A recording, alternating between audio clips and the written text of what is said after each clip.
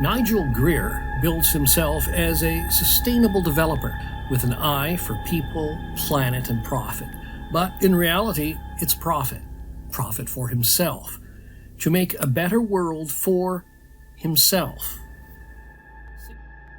Grier and his wife persuaded investors to sink millions into a raft of eco-friendly projects across Southeast Asia.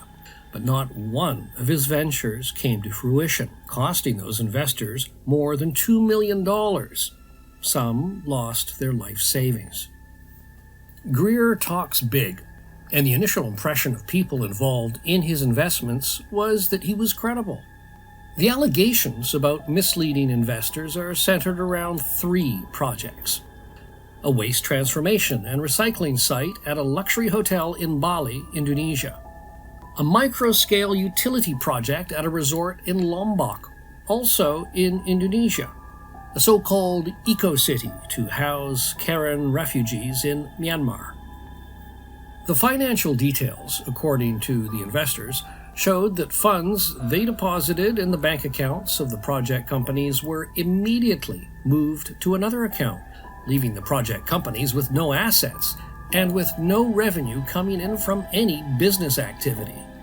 One victim said, "It took us 3 years, lawyers, liquidators, and significant funds to find out exactly what they did.